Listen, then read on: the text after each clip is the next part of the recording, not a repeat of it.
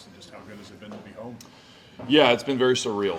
I think that's been the word. I got 2 roommates right now. They asked me where I'm at after curfew. I'm living in my parents' house right now until my family gets up here. So, feels a lot like back when I was here, 20 years ago at Lexington Catholic. So, that's what I love about coming back here. I sat in those stands watching these teams play. So it's special to be back here in the Commonwealth, right, around my friends, family. Excited to get my family here and just be around these guys around this team. Some of the guys from who are at Louisville together on this staff, did it take you all a little bit weird to put the blue on? Did it feel strange? No, it was pretty quick. It was pretty quick. I think, we all have, we've all worn a lot of colors now. If you look at it, the longer you're in this business, the more colors you wear. But it does hit different when you come back in a place that, as a child and as a teen and as a high school player, that you grew up and watched. You watch as the Tim Counts, the Derek Abneys, the guys who have been around the program. Like when they talk to the team, I remember watching those guys. So there's a different type of pride when you're in your hometown, coaching at a premier university in the entire country. Obviously, you have some familiarity too with the guys you're working with. Price, Coach Stein, obviously. How has that helped kind of speed up the transition in coming into a new place? Yeah, I think it helps a lot. Obviously you know families. I think it helps with the families and their transition. So like Joy Price and my wife, they talk all the time, and Darby Stein, like all those guys.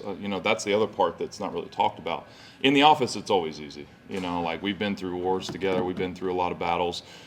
We know how each other kind of operate and talk. And the biggest thing is, right, Coach Stein has done a great job of hiring people that have the same mindset he does, about connection, right, about pouring into our players, great effort, like all the things that he's about.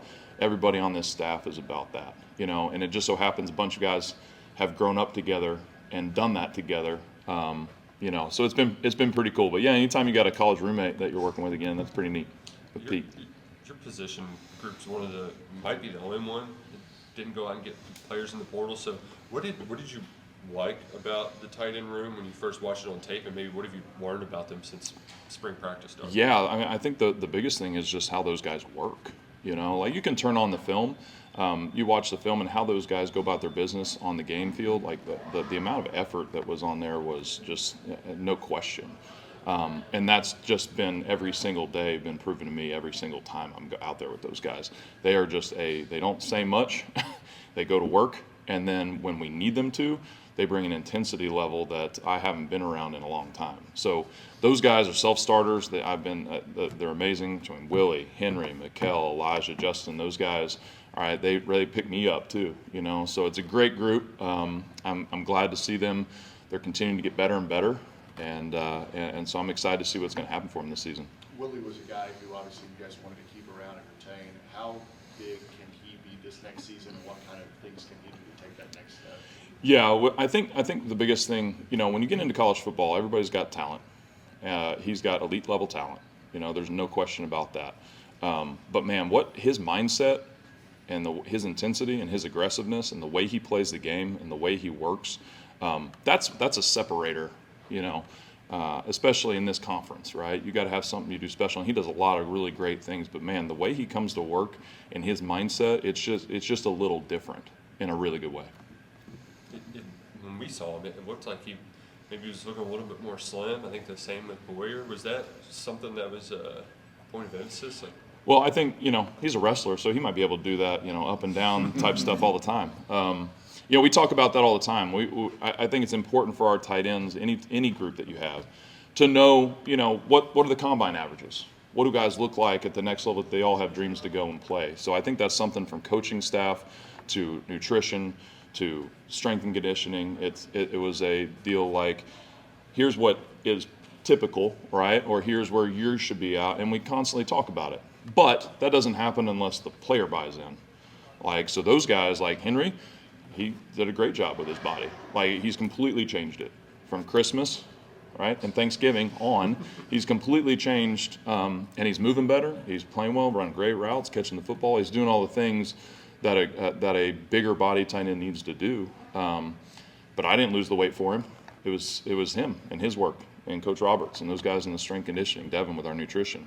It takes a village on that. We just need to shine a light on it and what they need to be. We didn't see Mikkel really play much as a freshman, but it feels like Will kind of identified him from day one as a guy who can thrive in this offense. I think he compared him to Kenyon Sadiq's body type. What can he be? Yeah, he can be whatever Mikkel wants to put into this. He can have as long a career, and he can have as great a college career, whatever he wants to get out of this, with the focus and growing up into this system. Because he does have, when he gets the ball, there's some unbelievable things that happen. He's built the right way. Like he's really benefited from the older guys in the room who have experience, the Willies and the Henrys and those guys, like to teach him how to go and learn the offense, how to show up every day for practice. But again, like those guys can say that all they want. I can say that all I want. That dude has just, from the very beginning, had a great mindset about just getting better every single day. And then that allows his talent to show on the field. And anytime you got the head coach, shining a light, like puts a little bit more pressure on you and a little bit more, all right, if this guy sees it, right, what can I really be? How does the versatility of your unit serve the greater, Will Stein, Joe Sloan offense? Yeah, I think if you look at that, between those two guys and what they've played, the guys that they've coached and played with and had over the years, they have a great tradition of using the tight ends in all the ways that you have to. The biggest thing as a tight end coach, having done it for a long time now, like you got to be good at everything. We're the only position really that does run blocking. We play receiver, we protect, we go catch and score, we play special teams, we shift move. I mean, there's so many things you have to get done at this position. The sky is the limit on what you have to get accomplished. So, I've got a really good group that they all come in there and they understand that. They know that they've got a lot to get done.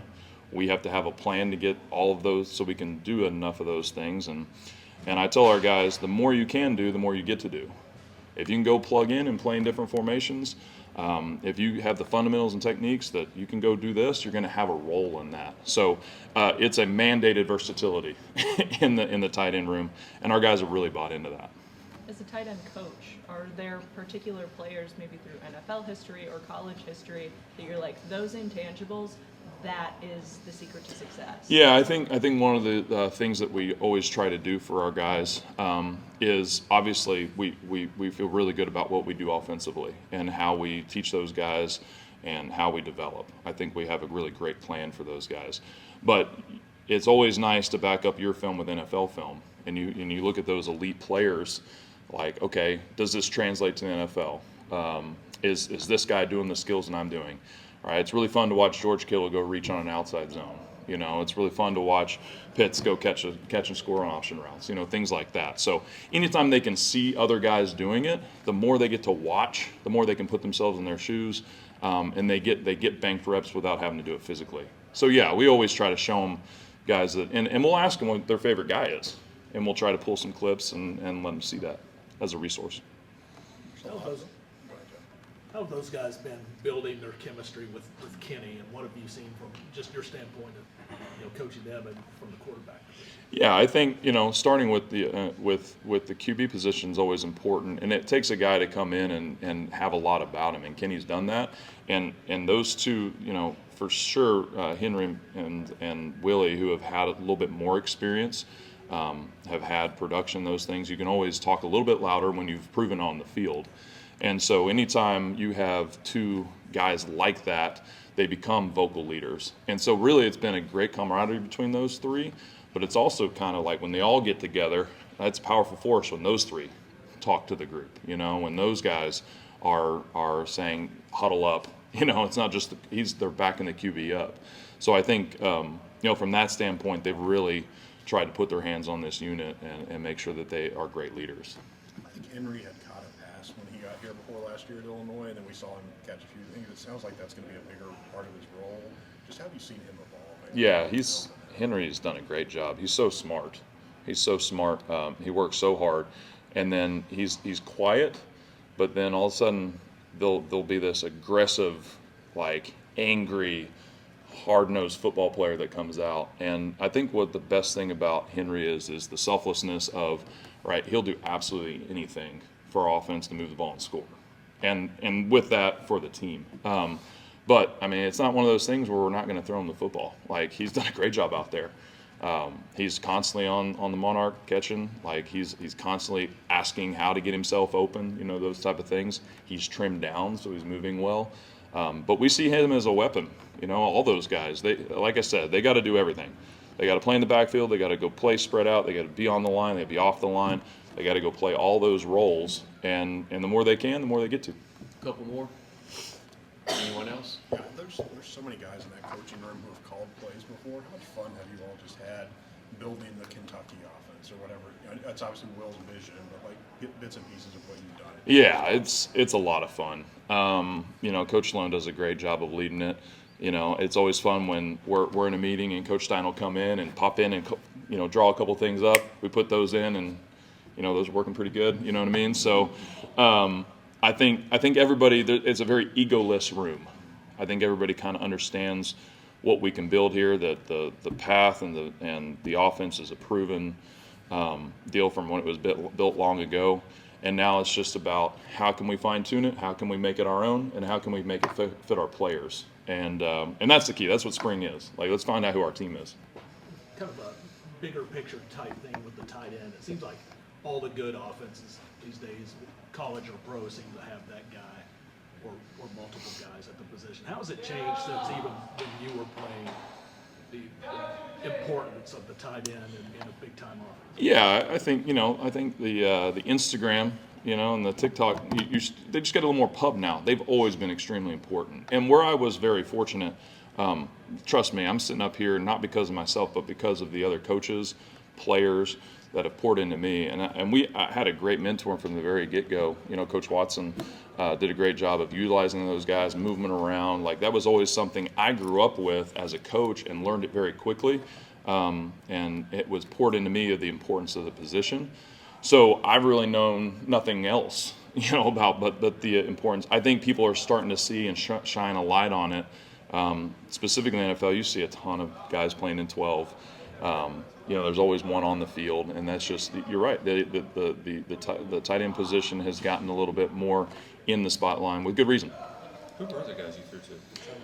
Was Pete one of your tight ends? Yeah, Pete and I were roommates. You know, we had like when I was there at Louisville, we had some good groups, but everywhere I've been, there's been some great tight ends. You know, Jeff Swain and I can name a bunch of them, but I always, you know, it's nice to throw to big guys. You know what I mean? Like, especially down the middle. But the cool thing is, like, that's what's nice about our group, the receiver group, the running back group, the tight end group. No one's bickering about touches, catches. They're just, everybody's getting in a position to go and make some plays and show what they can do in the spring. So, you know, I think that's been the biggest thing for our guys, is just seeing how many different ways we can target different positions. Okay, folks, thank you very much. Thanks, guys. Appreciate it.